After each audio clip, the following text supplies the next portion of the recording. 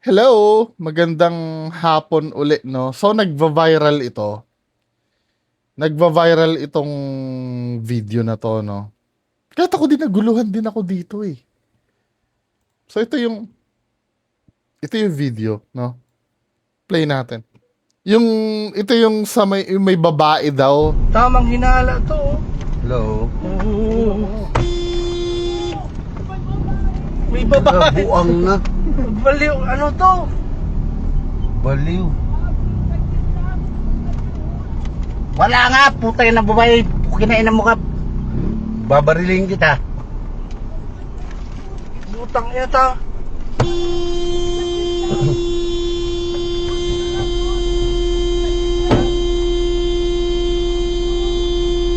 Bye-bye. Tang inang to. Buang na to. Kain mo, Ano? bunutin natin. Walang kain-kain to. Aadik na. Di kang may babae. Tang inang yan. Sabay mo kuya, tara. Wala oh. Adik gagong yun. Oh, biro na naman siguro dyan.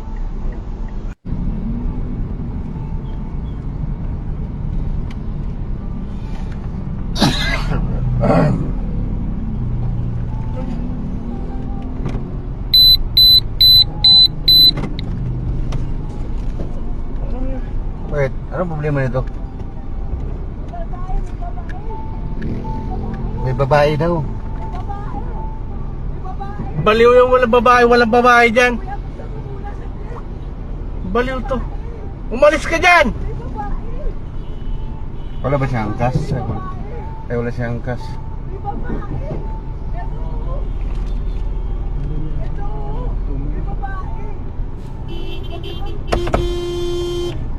Papay. Adik siguro to. Hello. Adik siguro Buwang. yun. Gago. Biglang huminto yun? Oo. Ay, putang ina. So, ito yung, Tamang hinala to. ano, Hello. Oo. May babae. si Jong Hilario naka-relax lang sa likod eh, no? Buang na. Baliw, ano to? Baliw. Wala nga, puta na babae, kinainan mo ka. Babariling kita. Mamaya makasama pa yung sinabing babarilin eh, no? Dapat, ano na lang Tang eh. yata. Sa bagay, baka mamaya expression lang naman yun. Yung parang sipain kita dyan eh. Pero hindi mo naman gagawin, di ba?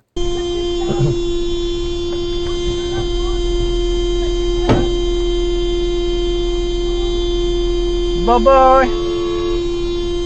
Tang inang to. Buang na to. Kain mo, bunutin natin. Walang kain-kain to. Aadik na. Di kang may babae. Noong una naguguluhan ako, ano ba ang iniisip? Ano ba ito? Content lang?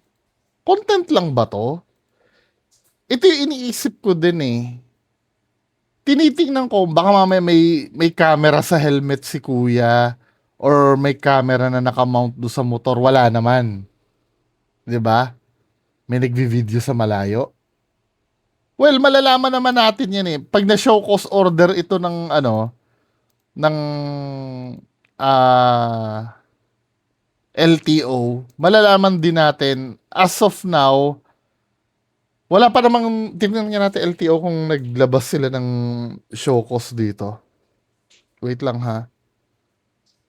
Kung wala, land transportation. Tingnan natin nga. Hindi. May ano,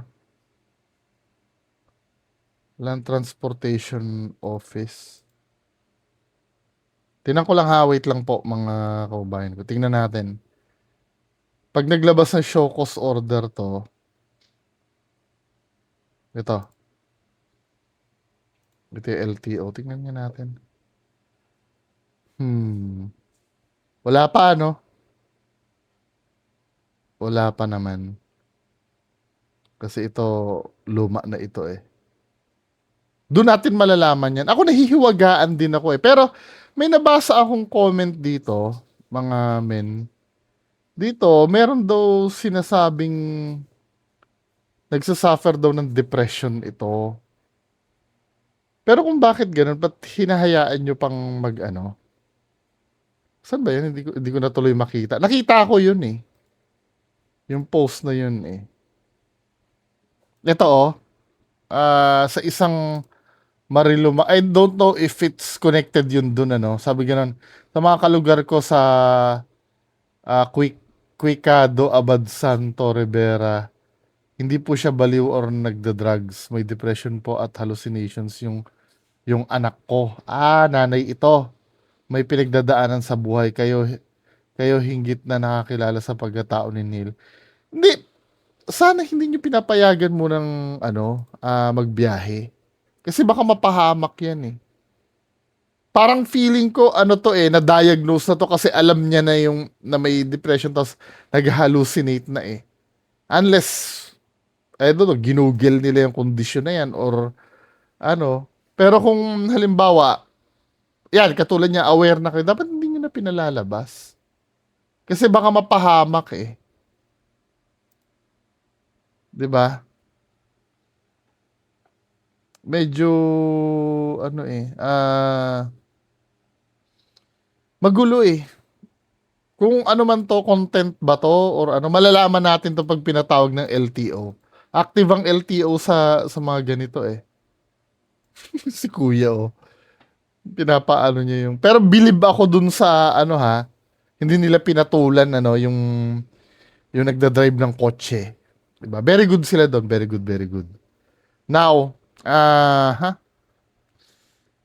lipat naman tayo sa ibang topic. Ito naman, nagva-viral din ito eh.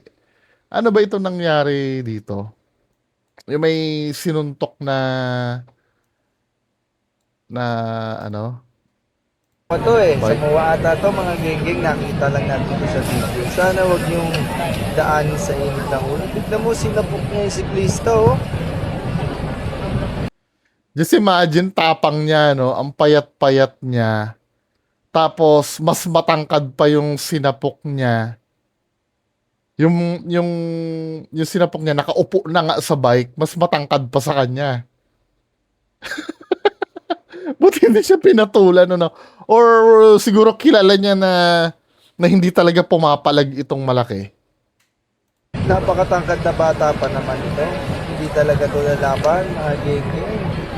Siguro, natakot to sa mga tropa niya at marami na nasa likod, mga kagenggeng, oh.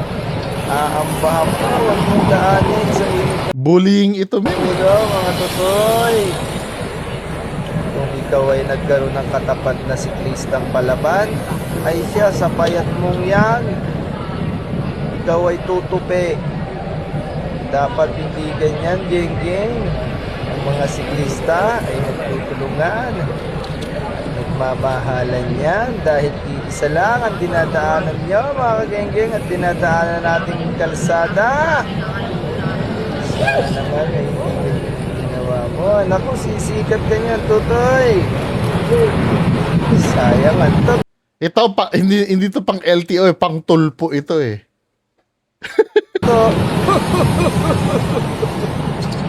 Tupo ba yan? Nako. Tik-tik lang, walang ganti. Sigurado, magagalit ang pamilya niyang batang yan pagka nalaman ng magulang. Yung ginawa mo dyan sa kanya, sinapak mo. Naku po. Hindi ka nalang nagpabengbang sa puwet. Yari ka dyan, tutoy. Abang-abang ka. Ikaw ay nagpa-viral ngayon. Ay siya, ingat kayong lahat sa mga biker. Sa ating kasiklista, mga kageng-geng. Huwag niyong tularan ang siklista ang nananapok. Mama! Well, hindi ko kasi hindi ko mahusgahan yung video eh. Hindi ko sinasabing tama yun ha. Kahit kailan hindi naging tama yun na Pero sometimes kasi, no, nakakagawa tayo ng bagay na hindi tama. Lalo na kung meron tayong sapat na dahilan. Hindi ko sinasabing sapat na dahilan para gawin ang mali. Mali talaga kahit anong mangyari. Mali talaga yon. Pero kahit sino sa atin, ano, pag nagkaroon ng sapat na dahilan na gawin yun, kaya curious ako. Siyempre, kahit ako naawa din naman ako doon sa sinuntok kasi hindi pumalag eh, no? Pero marami tayong pwedeng isipin. Baka kasi mamaya, beyond sa pagbabike pa ang alitan nito mga to. Malay mo, may kapatid yan na binuli na itong malaki o gano'n, di ba? Hindi natin masabi. Kaya wait tayo doon sa official na... Tingnan natin sa comment section kung merong reason.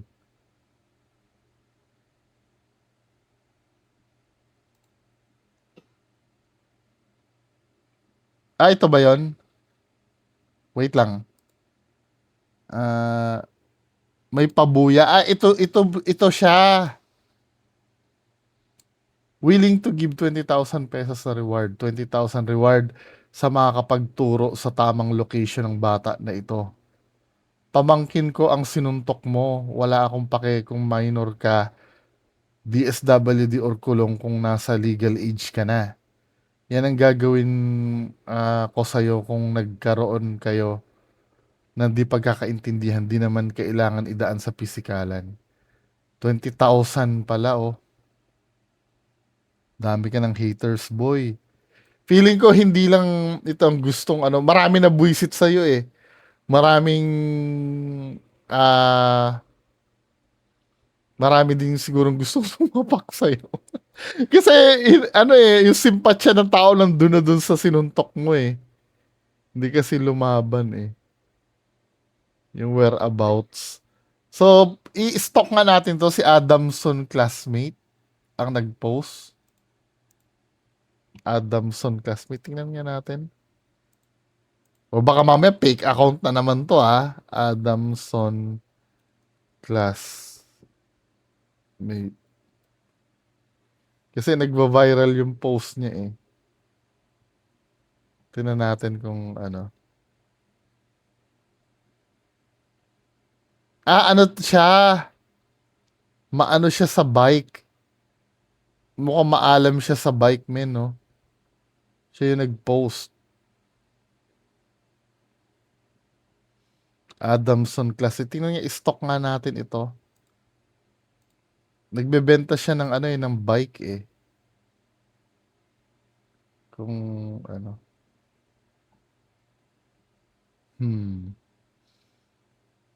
Puro bike talaga siya. Anyway. Hindi. Yung personal account ba nito, mapupuntan? View profile. Tingnan nga natin. Bagal ng internet ko, no?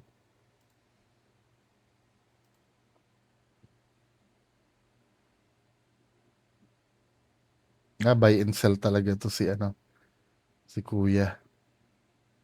Wala namang post regarding dun sa insidente. No. Pero mukha naman siyang legit na account. I don't know. 'Di ba? Yun lang, abang lang tayo ng official na ano na reason nun. Hinahunting na eh. Dami kayo naangasan doon sa ano, doon sa post na yun. Anyway, so yan lang naman ang ano pag-uusapan natin ngayong araw or ngayong time slot na to, no. Ano tayo? Wait tayo sa next content. Magandang araw sa inyo lahat. Bye-bye.